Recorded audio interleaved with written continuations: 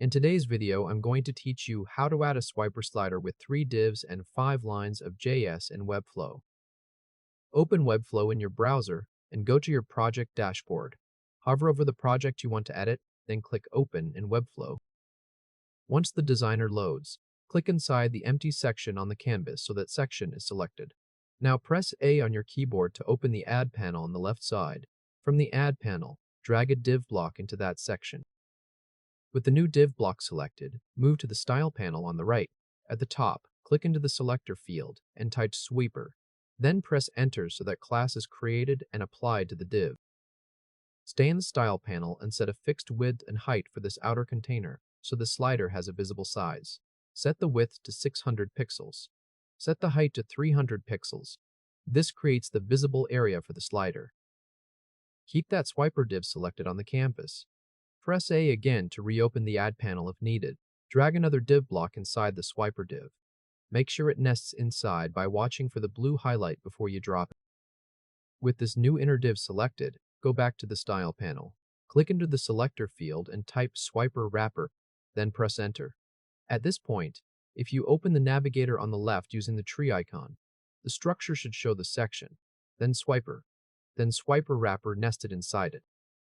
Now select the Swiper Wrapper div. Press A and drag a third div block inside the Swiper Wrapper.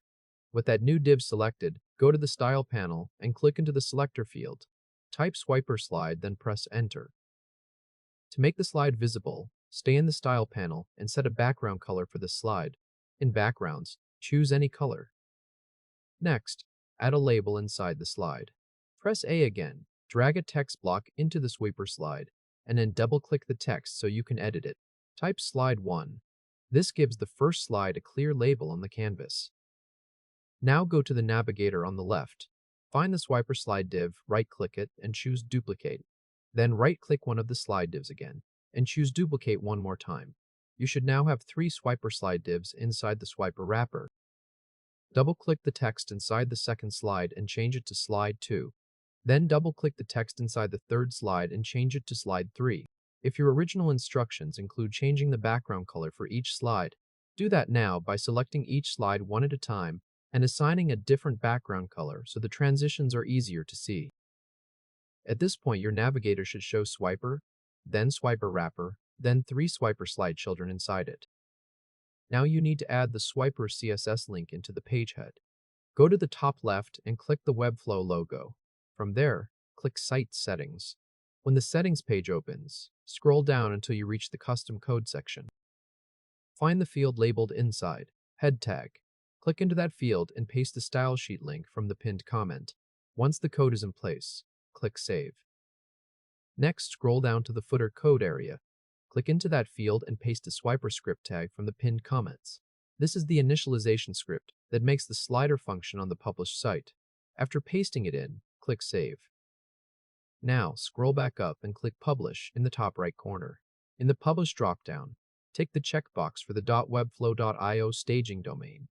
Then click Publish to selected domains. When publishing is complete, click View Site in the confirmation window.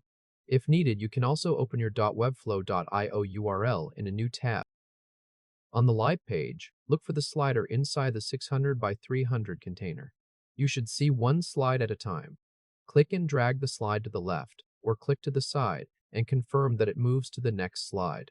Keep going until it loops back after the last slide. If this helped, hit like and subscribe for more quick tutorials. That completes the setup.